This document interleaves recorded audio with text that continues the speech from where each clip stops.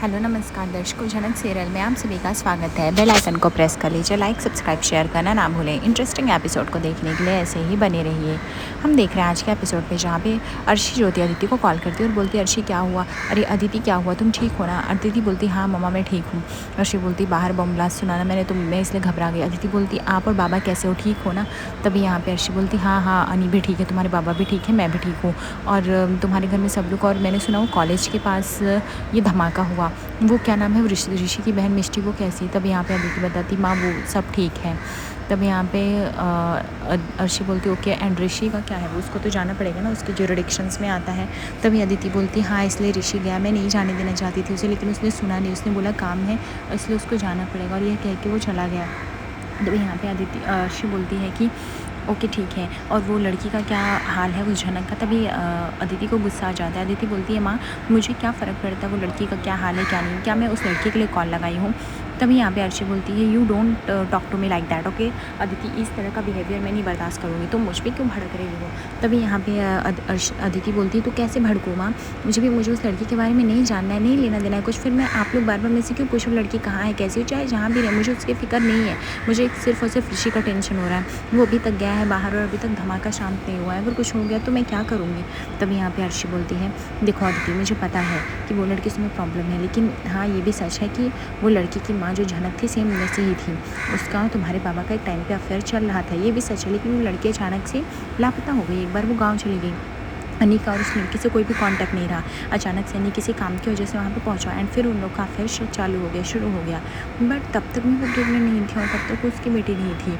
And उसके बाद अनी जब चला आया तो वो जो इतने सालों तक नहीं बोली, जब उस आखिरी सांस ली तो उसने सोचा अपने बेटे का फ्यूचर वो सिक्योर करके जाए, इसीलिए मैं बोल रही हूँ उस लड़की परासर की ही बेटी है। तभी यहाँ पे अदिति बोलती माँ मुझे ये सब जान के क्या करना है, आप बार बार मुझे ऐसी बातें क्यों बता रहे हो। तभी यहाँ पे अर्शी बोलती है क्यों तुम्हें नहीं जानने का फ़र्क पड़ता है। तभी यहाँ पे अदिति बोलती सॉरी मॉम मैं अभी बहुत डिस्टर्ब हूँ, मैं कॉल रखती हूँ प्लीज़। मैं कह के वो कॉल रख देती है। दूसरी तरफ हम देखते हैं कि यहाँ पे ऋषि जो होता है अपने जूनियर्स को कॉल लगाता है और बोलता है प्लीज़ आप लोग सब कुछ तैयार रखिए जो लापता है या जिनका ट्रीटमेंट चल रहा है, मैं आता हूँ और अभी आप लोगों से अपडेट लेता हूँ। तभी यहाँ पे इंस्पेक्टर जो होता है वो वहाँ कॉलेज के डीन और प्रिंसिपल से अपडेट ले रहे थे कितने सारे स्टूडेंट कैंटीन के लिए गए, जहाँ पे बताया जाता है कि कैंटीन की तो से 500 से 700 स्टूडेंट आए थे, बट सब लोग बाहर के लिए नहीं निकले हैं। जो भी स्टूडेंट लाइब्रेरी की तरफ जा रहे थे या बाहर की तरफ जा रहे थे उनको ही चोट पहुंची है। तभी यहाँ पे वो लोग बोलते हैं हमें फटाफट अपडेट तैयार करना पड़ेगा, ऋषि सर किसी भी टाइम आते होंगे। दूसरी तरफ हम देखते हैं कि तनुश्री एकदम से घबराई हुई रहती है और वह भगवान से बस प्रे कर रही होती है कि भगवान मेरा बेटा जहाँ भी हो साफ सुरक्षित हो।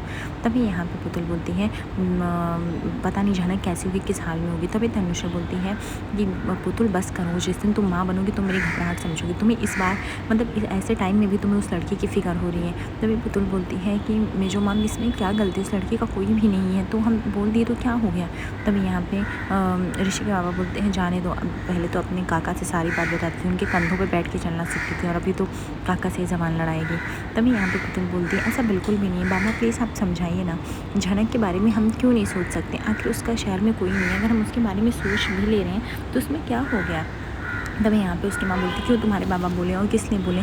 तनुश्री बोलती है देखो पुतुल तुम माँ नहीं बनी, उसमें तुम्हें ये सब बातें फिक्र नहीं हो रही है, मुझे ऋषि की घबराहट हो रही है, मैं ऐसे टाइम पे उस लड़की की चिंता क्यों करूँ, जिस लड़की ने मेरे घर की शांति भंग कर दी मैं उसके बारे में क्यों ही सोचूँ। तभी यहाँ पे पुतुल बोलती है कि उसने क्या शांति भंग कर दी है, एटलीस्ट हम इतना जान सकते हैं ना वो जिंदा है मरी है कहाँ है किधर है। तभी तनुश्री बोलती वो भी मुझे नहीं जानना है। तभी यहाँ पे पुतुल के पापा बोलते हैं कि सही बोल रहे हो तनुश्री, तुम्हें उसके बारे में जानने की ज़रूरत नहीं, माना कि ऋषि तुम्हारा बेटा है, तुम्हें घबराहट हो रही है, बट ऋषि के वो एरिया ऋषि के जुरिडिक्शंस में आता है, ऋषि को जाके इंक्वायरी करनी पड़ेगी, तुम्हें इतना बोलने की इशू बनाने की नहीं ज़रूरत है। नहीं यहाँ पे पुतुल की माँ जो थी पुतुल को डांट लगाती है और बोलती तुझे तो आज इंटरव्यू देने जाना था ना, और उस एरिया में तो कोई बम ब्लास्ट नहीं हो तो फिर तो क्यों नहीं गई। तभी पुतुल बोलती माँ ऑलरेडी मेरे दिमाग में झनक चल रही है और आप चाहती मैं ऐसे टाइम पर इंटरव्यू दूँ। दूसरी तरफ हम देखते हैं कि जहाँ पे हादसा हुआ रहता है ऋषि आता है और सारे भी उसके जो कोलीग्स रहते हैं जूनियर्स वे सारे रजिस्टर पकड़ा देते हैं, जहाँ पे ऋषि बार बार झनक का नाम रिपीट करके ढूंढ रहा होता है, बट उसको उसमें झनक का नाम नहीं मिलता। जो बच्चे अंदर है कॉलेज की तरफ उनका भी लिस्ट पकड़ा दिया जाता है, जो बच्चे बाहर हैं उधर भी। उसके बाद उसका जूनियर्स बता रहा है कि कुछ बच्चे ऐसे 5 से 6 की लिस्ट में जिनका कोई पता नहीं है, नाम भी मिसिंग है, पता नहीं चल रहा है वो लोग कहाँ गए हैं कहाँ नहीं। तभी ऋषि बोलता है ऐसा नहीं हो सकता, क्या आपने झनक नाम की किसी भी लड़की को जानते हुए देखा है? तो प्लीज़ उसको ढूंढो और इमीडिएट मुझे इन्फॉर्म करो। मे भी हो सकता है कि वो कहीं हॉस्पिटल में एडमिट हो, या मे भी हो सकता है वो कॉलेज के अंदर हो, प्लीज़ पता करो। उसके बाद ऋषि जो होता है घबरा के कॉल लगा रहा होता है, लेकिन रिंग जाती है। तभी वो पुलिस जो होती है इकट्ठा की रहती है, फ़ोन उसी में से रिंग बज रही होती है। तभी यहाँ पे वह उस जूनियर्स बताता है कि ये हमने कुछ फ़ोन जब्त किए थे जो हादसे के टाइम पे मिले थे। तभी यहाँ पे ऋषि बोलता है ज़रूर वो लड़की आसपास होगी और वो हादसे की शिकार हुई होगी, क्या हम उस लड़की को ढूंढ सकते हैं? तभी बोलता है सर एक्चुअली हमसे आने से भी पहले पुलिस टीम आई हुई थी, एम्बुलेंस आई हुई थी, तो वो किसको लेके गए कहाँ ले गए हमारे पास डेटा नहीं है, बट वी विल श्योर कि जैसे हमें डेटा मिलेगा हम आपको इन्फॉर्म कर देंगे। उसके बाद ऋषि बोलता है ओके ठीक है। ऋषि आजू बाजू जाके ढूंढता है और वो सोच रहा होता है कि झनक तुम कहाँ हो, प्लीज़ जहाँ भी हो प्लीज़ जल्द से जल्द मिलो, मुझे एक अजीब सी घबराहट हो रही है। तभी वो अपने जूनियर्स को बोलता है तुम्हें जैसे भी इस लड़की का कॉन्टैक्ट मिले मुझे बताओ, और हाँ आयुष घोष उसके बारे में भी बताओ, वो कहाँ एडमिट है, मुझे जाना है मिलने। तभी यहाँ पर पुतुल बोलती है माँ मैं झनक के बारे में सोच रही हूँ, वो उसका कोई इस दुनिया में नहीं है, उसके साथ क्या हुआ होगा क्या नहीं, मैं ऐसे टाइम पर इंटरव्यू कैसे दे सकती हूँ। तभी यहाँ पे तनुश्री बोलती हाँ सही बात है, वो लड़की तो तुम्हारे लिए बहुत कुछ मायने रखती ना।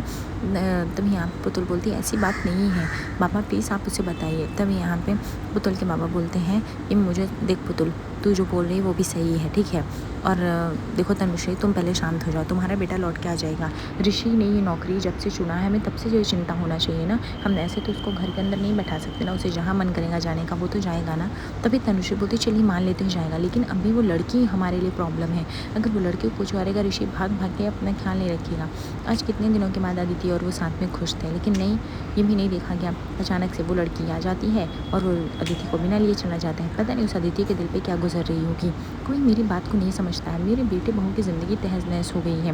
फिर भी मुझे तो बस ऋषि की चिंता हो रही है, पता नहीं वो ठीक होगा कि नहीं, उसको पता नहीं वहाँ पे जाने की क्या ज़रूरत है। तभी यहाँ पे जेठू बोलते हैं अगर झनक वहाँ कॉलेज में होती ना भी होती तो भी ऋषि जाता, तो प्लीज़ तनुश्री इतना टेंशन लेना बंद करो, ऋषि जहाँ भी होगा वो अपना ध्यान रख सकता है और ठीक होगा, और सिचुएशन अभी काफ़ी कंट्रोल में है, पुलिस का जाना वहाँ पर बनता ही है। तभी यहाँ पर तनुश्री बोलती है मुझे पता नहीं क्यों ऐसा लग रहा है कि इन सब के पीछे उसके पराशर बाबा है ना, उनका ही हाथ है। तभी यहाँ पे ऋषि के बाबा बोलते हैं तुम सही कह रही हो तनुश्री। तभी यहाँ पे इंदुमती बोलती तनु तुम ज़्यादा चिंता मत करो, ऋषि जहाँ भी होगा ठीक होगा। तनुश्री बोलती कैसे कैसे दीदी भाई कैसे मैं चिंता नहीं करूँ, ऋषि का 24 घंटा मेरे दिमाग में चलता रहता है, और अगर ये सब गाँव वालों ने किया रहेगा तो क्या। वैसे भी वो लड़की ने शादी से बात छिपाई, ज़बरदस्ती शादी, फिर उसके गाँव वाले यहाँ पे आके कितना हड़ताल मचाए, फिर वहाँ पे पहुँच गए थे वो अनिरुद्ध दादा के पास। अभी मुझे चिंता हो रही कहीं ये सब में उनका किया धरा निकला तो।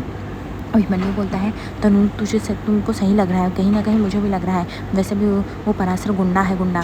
तभी यहाँ पे पुतुल बोलती ऐसा बिल्कुल भी नहीं है काकी, हम लोग पराशर काका से मिले, बहुत ही नेक और अच्छे इंसान है, वो ऐसा नहीं कर सकते हैं। तनुश्री बोलती है कि तुम तो रहने ही दो पुतुल, तुम्हें सब नीक मिलते हैं और लगते हैं, बट वो नीक नहीं है। अरे ऋषि उसी को तो पकड़ने के लिए गया था गाँव में, तो भी उसके साथ इतना बड़ा हादसा हो गया।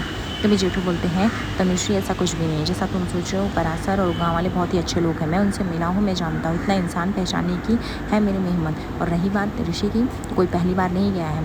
तभी यहाँ पे तनुश्री बोलती पहली बार नहीं गया है, लेकिन ऐसी चीज़ें भी नहीं हुई हैं कभी भी कि किसी गाँव में गया, उसकी शादी की ज़बरदस्ती कोई लड़की बला चली आई है और ये सब होता रहा है।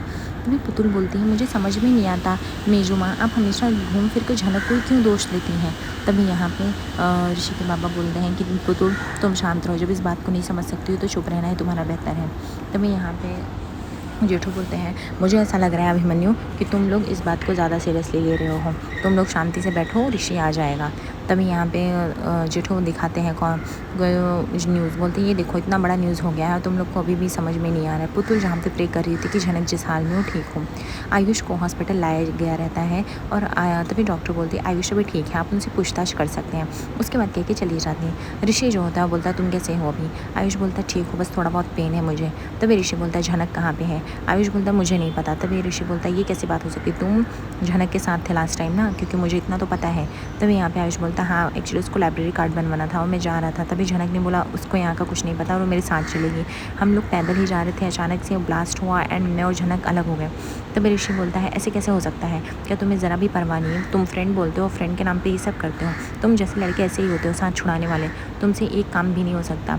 आयुष बोलता है देखिए सर मुझे कुछ भी नहीं पता है कहाँ पे, प्लीज़ झनक को ढूंढिए और जैसे मिल जाए मुझे बताइए। ऋषि को गुस्सा आ जाता है उसके इस बिहेवियर पे, बोलता है तुम कौन होते हो, तुम मेरे सीनियर जो मैं तुम्हें इन्फॉर्म करूँ।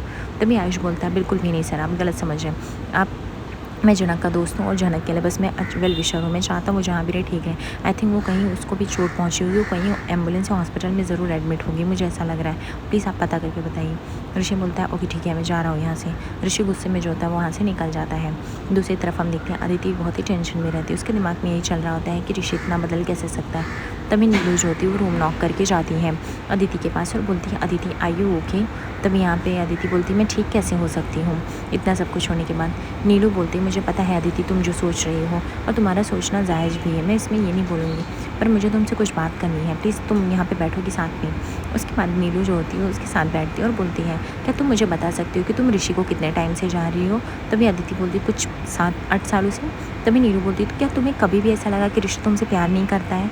तभी अदिति बोलती है पहले तो नहीं लगता था, लेकिन अब लगता है कि जैसे नहीं करता है वो मुझसे प्यार, क्योंकि हमेशा उस लड़की की फ़िक्र रहती है, उसके लिए सॉफ्ट कॉर्नर रहता है। उस लड़की का रात में भी कॉल आता है तो भी ऋषि भाग जाता है, उसका सुबह भी कॉल आता है तो भी। नीलू दी क्या पूछने की बात है। तभी यहाँ पे अदिति बोलती मतलब गांव जाने से पहले सब कुछ ठीक था राइट, वो सिर्फ तुम्हारे ही बारे में सोचता था, तो गाँव जाने के बाद उसमें अचानक से चेंजेस क्यों आए, क्योंकि वो लड़की आफत है, तुम समझ पा रही हो अदिति। तभी यहाँ पे अदिति बोलती पर कैसे नीलू दी, कोई एक लड़की आके मेरी लाइफ में इतना सब कुछ कैसे कर सकती है, और ऋषि ये सब कैसे होने दे सकता है, क्या उसे दिखता नहीं मैं उसे कितना प्यार करती हूँ। तभी नीलू बोलती है कि देखो शादी ना एक बहुत प्रेशियस गहने की तरह होती है, जो भी तुम कोई बहुत ही महंगी ज्वेलरी पहन के जाओगी तो बाहर चोर की नज़र तो लगेगी ही ना, और अगर चोर की नज़र लगेगी तो वो हथियाना चाहेगा, तो अगर तुम्हारा चोर तुम्हारा गहने चुरा लेगा तो तुम क्या करोगी, पुलिस में कंप्लेन या उसे सजा दोगी। तभी अदिति बोलती हाँ लेकिन मैं इसमें क्या कर सकती हूँ। बोलती बस वही चोर तुम्हारी झनक है जिसे तुम्हें उस गहने यानी ऋषि को छुड़ाना है, कैसे करोगी तुम। I have a one plan, मेरे पास एक अच्छा प्लान है, आई थिंक हम एग्जीक्यूट करेंगे तो हो जाएगा। अदिति बोलती है नीलू दी मैं ऐसे बिल्कुल भी नहीं, और मुझे ये सब करने में ज़रा भी इंटरेस्ट नहीं। नीलू बोलती है अदिति तुम्हें अपनी शादी बचाने के लिए सब करना पड़ेगा, ऋषि नहीं सुनेगा तो तुम्हें कोई ना कोई स्टेप तो उठाना पड़ेगा ना, तुम्हें नहीं पता लड़के कैसे होते हैं, वे झटके में सारी चीज़ें भूलने की कोशिश कर लेते हैं। उसके बाद अदिति को समझ में आ जाता है नीलू जो प्लान लगाती है। दूसरी तरफ हम देखते हैं झनक को मॉनिटर किया जाता है और झनक को जैसे ही होश आता है नर्स बोलती है अभी तुम होश में हो ठीक है, तुम अपने घर वालों को इन्फॉर्म कर दो, तुम्हें कोई ना कोई लेने आ जाएगा। तभी झनक बोलती है मेरा यहाँ पे कोई भी नहीं है, मैं अकेले रहती हूँ, मैं गाँव से आई हूँ, गाँव बहुत दूर है, मेरा फ़ोन है तो मैं किसी को कॉल लगा सकती हूँ। तभी नर्स बोलती नहीं तुम्हें जब लाया गया था, पुलिस लोगों ने लाया था तब तुम्हारे पास फ़ोन भी नहीं था, आई थिंक तुम्हारा फ़ोन कहीं गिर गया रहेगा, तुम्हें और किसी का नंबर याद हो तो बोलो, मैं तुम्हें अपना फ़ोन देती हूँ, डायल करके हम कॉल लगा लेते हैं। झनक बोलती है मुझे ऐसे तो किसी का नंबर नहीं याद है तो मैं कैसे ही बोलूँ। तभी यहाँ पे सिस्टर बोलती है ओके ठीक है और कुछ। तभी आई झनक बोलती है आप मेरा बस एक पैगाम पहुँचा दीजिएगा, आयुष सर जी मेरे सीनियर थे, मेरे साथ थे, पता नहीं कैसे होंगे कहाँ होंगे, उनको भी चोट लगी हुई है। तभी यहाँ पे सिस्टर बोलती है डोंट वरी, जितने भी स्टूडेंट इंजर्ड थे उन सबको सही टाइम पे हॉस्पिटल में पहुँचा दिया गया है, तो एग्जैक्टली अभी क्या है वो मैं बता नहीं सकती, लेकिन हाँ तुमसे आज शाम तक तो पुलिस या कल तक इन्वेस्टिगेट करने आ जाएंगे, तुम कल तक डिस्चार्ज भी हो जाओगे। दूसरी तरफ ऋषि जो होता है वो घबराया हुआ जा रहा होता है और वह हमें जूनियर्स को कॉल करता है और पूछता है कि क्या झनक का कोई अपडेट है या नहीं। तभी वो लोग बताते हैं हाँ सर उस लड़की का हमें लोकेशन मिल गया, वो सिटी हॉस्पिटल में एडमिट है, एक्चुअली उसको एक ऑफिसर लेके गए थे जो ऑलरेडी खुद भी जख्मी थे, तो वो उसको वहीं पे एडमिट कराया और खुद भी है। तभी ऋषि बोलता होगा ठीक है मुझे तुम लोग लोकेशन सेंड करो, मैं जाता हूँ वहाँ पर मिले, और वह लोकेशन भेज देता है। ऋषि जो होता है वो झनक से जाता है मिलने के लिए, जहाँ पे झनक ऋषि को देख के एकदम से शॉक हो जाती है और ऋषि जो होता है इमोशनल होकर झनक से अब प्यार का इजहार कर बैठता है। आगे एपिसोड में बने दर्शकों लाइक और सब्सक्राइब करना ना भूलें। धन्यवाद।